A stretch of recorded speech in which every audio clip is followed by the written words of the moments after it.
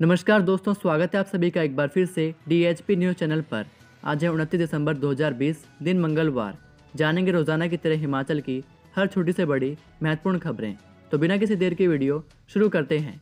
शुरू करने से पहले आप सभी से निवेदन है कि आप वीडियो को लाइक और चैनल को सब्सक्राइब भी ज़रूर कर दें, जिससे कि मुझे काफ़ी खुशी होती है। हिमाचल में शहरी निकाय चुनाव के लिए 1521 उम्मीदवारों ने ठोकी ताल। हिमाचल में शहरी निकाय चुनाव के लिए कुल 1521 प्रत्याशियों ने ताल ठोकी है। सोमवार को कुल 689 नामांकन पत्र दाखिल किए हैं। जिलों से आए आंकड़ों के अनुसार सोमवार को मंडी में 87 और अब तक कुल 180 उम्मीदवारों ने नामांकन दाखिल किए हैं। सिरमौर में सोमवार को 15 और कुल 94, हमीरपुर में सोमवार को 62 और कुल 136, बिलासपुर में 41 और कुल 88 उम्मीदवार मैदान में हैं। ऊना जिले में कुल 197 उम्मीदवारों ने नामांकन पत्र भरे हैं। कुल्लू जिले में अंतिम दिन 50 लोगों ने नामांकन भरे। नगर निकाय चुनाव के लिए अब तक 109 प्रत्याशियों ने दावेदारी जताई है। शिमला में सोमवार को 135 और कुल 171 नामांकन दाखिल हुए। सोलन में कुल 145, चंबा में 63 और कुल 137 नामांकन दाखिल हुए हैं। कांगड़ा में कुल 264 नामांकन आए।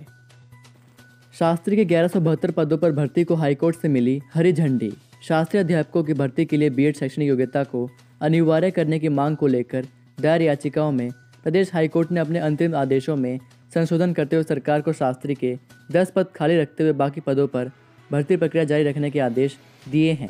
प्रदेश हाईकोर्ट ने 1 जुलाई 2020 को शास्त्री के 1182 पदों की भर्ती पर रोक लगा दी थी। लापरवाही बरती तो वापस लॉकडाउन की ओर जा सकता है हिमाचल। हिमाचल में कोरोना संक्रमण के आने के 1 साल पूरे होने पर स्वास्थ्य विभाग चिंतित हो गया है, क्योंकि अन्य देशों में भी वहां पर जब कोरोना कुछ कम हुआ तो लोगों ने लापरवाही बरती, जिससे संक्रमण 1 साल बाद दोबारा फैल गया और कई देशों में दोबारा से लॉकडाउन लगाना पड़ा। इसी तरह हिमाचल में भी लोग अब दोबारा से लापरवाह होना शुरू हो गए हैं। बाहर से आने वाले टूरिस्ट भी यहाँ पर मास्क नहीं लगा रहे हैं, जिससे कि संक्रमण फैलने का खतरा फिर बढ़ गया है। हिमाचल में साल के अंतिम दौर में कोरोना पूरी तरह से बेलगाम हो गया था, जो कि अब थोड़ा सुधर रहा है। 31 जनवरी तक सख्त निगरानी और एहतियात बरतने के निर्देश जारी। ब्रिटेन में सामने आए नए कोरोना वायरस को देखते हुए केंद्रीय गृह मंत्रालय ने देश में जारी किए दिशा निर्देशों को अब 31 जनवरी तक बढ़ा दिया है। इसके तहत गृह मंत्रालय ने कोरोना का खतरा और ना बढ़े, इसलिए सख्त निगरानी और एहतियात बरतने के निर्देश दिए हैं। मास्क न पहनने पर 42,000 से ज़्यादा चालान, प्रदेश पुलिस ने जारी किए आंकड़े। हिमाचल प्रदेश पुलिस ने कोरोना काल में लोगों को जागरूक करने के लिए लगातार कई तरह के प्रयास किए हैं। इनमें लोगों को जागरूक करने के अलावा मास्क वितरण भी शामिल है। नियमों को ना मानने वाले लोगों के खिलाफ पुलिस की कार्रवाई भी जारी है। कोविड काल में 27 दिसंबर तक मास्क न पहनने पर 42,296 चालान किए गए हैं। साथ ही 2.12 करोड़ रुपए बतौर जुर्माना वसूला गया है। शादी विवाह जैसे कार्यक्रमों में निर्धारित से ज़्यादा संख्या में लोगों को जमा करने पर 17 FIR भी दर्ज की गई हैं। सिरमौर जिले में निर्विरोध चुने गए 4 पंचायतों के प्रतिनिधि। पंचायत चुनाव के नामांकन से पूर्व सिरमौर जिले में पंचायतों के निर्विरोध चुने जाने का सिलसिला जारी है। सोमवार को सिरमौर जिले में 4 पंचायतों के प्रतिनिधि निर्विरोध चुने गए। ग्राम पंचायत लानाचेता में प्रधान सहित उप प्रधान और पंच निर्विरोध चुने गए हैं। रेणुका विधानसभा क्षेत्र की लानाचेता पंचायत में 2000 से अधिक मतदाता हैं। ग्रीन टैक्स बैरियर मनाली से एक बार में 1000 वाहन ही भेजे जाएंगे। क्रिसमस के बाद मनाली के साथ मणिकर्ण, तीर्थन व जीबी क्षेत्र में रिकॉर्ड पर्यटक पहुंचने से पुलिस प्रशासन ने नए साल के लिए कमर कस ली है। पुलिस ने रोड मैप बनाकर ट्रैफिक को नियंत्रित करने के लिए मनाली, मणिकर्ण व बंजार घाटी में अतिरिक्त पुलिस की तैनाती की है। पुलिस ने यातायात को सुचारू चलाने के लिए कुछ नए प्रयोग भी शुरू किए हैं। मनाली के ग्रीन टैक्स बैरियर से आगे अब सोलंग नाला व अट्टा टनल रोहतांग की ओर जाने वाले पर्यटकों के वाहनों को बारी बारी से भेजा जाएगा। पुलिस यहां से पहले करीब 1000 वाहन और ब्रेक के बाद फिर 1000 वाहनों को रवाना करेगी, जिससे मनाली के वन वे बैली ब्रिज पर जाम ना लगे। बगीचों में तौलिए बनाए बागवान, किसान सब्जी की पौध लगाएं। दिसंबर अंत की बर्फबारी और बारिश बागवानी कृषि के लिए संजीवनी मानी जा रही है। बागवानी के विशेषज्ञों के अनुसार सेब के पेड़ों को जरूरत की कड़ाके की ठंड मिलनी शुरू हो गई है। बागवानों को सलाह दी गई है कि बगीचों में तौलिए बनाने के काम में जुट जाएं। किसान खेतों में खाद डालें और सब्जी की पौध की रोपाई का काम शुरू कर दें।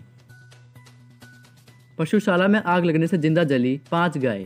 धर्मपुर गढ़खल वाया सनावर रोड पर शिल्ली कला में पशुशाला में आग लग गई। इस घटना में 5 गाय जिंदा जल गई, जबकि इसके आसपास पड़ा सामान भी राख हो गया।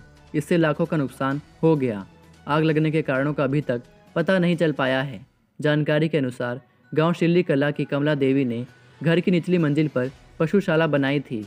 यहां 5 जर्सी गाय रखी थी, लेकिन अचानक देर रात पशुशाला में आग लग गई।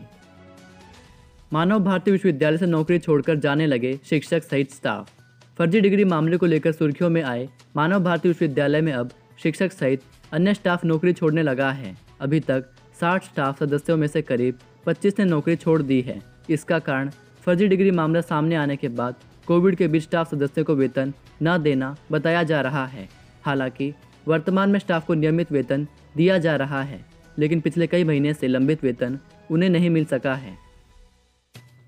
धर्मशाला से चंडीगढ़ का हवाई किराया दिल्ली से भी ज़्यादा। चंडीगढ़ से नववर्ष का जश्न मनाने धर्मशाला और मैक्लोडगंज आने वाले पर्यटकों के लिए वापसी का हवाई सफ़र महंगा रहेगा। इस सफ़र के लिए उन्हें दिल्ली जाने वाले यात्रियों से भी ज़्यादा दाम टिकट हासिल करने के लिए चुकाने होंगे। करीब 1 घंटे के हवाई सफ़र के लिए 10,500 रुपये धर्मशाला से चंडीगढ़ के लिए चुकाने होंगे। दूसरी ओर दिल्ली जाने वाले यात्रियों के 6 से 9,000 रुपये तक लगेंगे। पीएम मोदी ने पहली ड्राइवरलेस मेट्रो को दिखाई हरी झंडी। प्रधानमंत्री नरेंद्र मोदी ने सोमवार को दिल्ली मेट्रो की मेजेंटा लाइन पर देश की पहली चालक रहित ट्रेन सेवा का वीडियो कॉन्फ्रेंसिंग के जरिए उद्घाटन किया। इसके साथ ही उन्होंने एयरपोर्ट एक्सप्रेस लाइन पर नेशनल कॉमन मोबिलिटी कार्ड सेवा की भी शुरुआत की। इस कार्यक्रम में दिल्ली के मुख्यमंत्री अरविंद केजरीवाल भी शामिल हुए।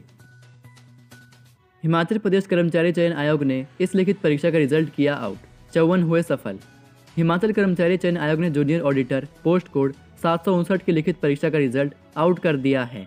इसमें 54 अभ्यर्थी सफल हुए हैं। बता दें कि यह 15 पद अनुबंध आधार पर भरे जाने हैं। यह पद निदेशक लोकल ऑडिट विभाग हिमाचल से प्राप्त हुए हैं। दिसंबर माह में 2 साल बाद शिमला में हुई बर्फबारी, सैलानी उमड़े। हिमाचल प्रदेश में भारी बर्फबारी होने से जनजीवन अस्त व्यस्त हो गया है। दिसंबर माह में 2 साल बाद शिमला में बर्फ गिरी है। बर्फबारी के बाद शिमला में सैलानियों की भीड़ उमड़ पड़ी है। सैलानी बर्फ में जमकर मस्ती कर रहे हैं। वहीं कई मैदानी क्षेत्र भी बर्फबारी से सफ़ेद हो गए हैं। शिमला, मंडी, कुल्लू, किन्नौर, चंबा और लाहौल में रविवार रात से बर्फबारी हो रही है। आज़ादी के 73 वर्ष बाद भी सिर्फ 6 किलोमीटर दूर गांव को जिला मुख्यालय से नहीं जोड़ पाए नेता। ग्रामीणों का ऐलान, मत आना वोट मांगने।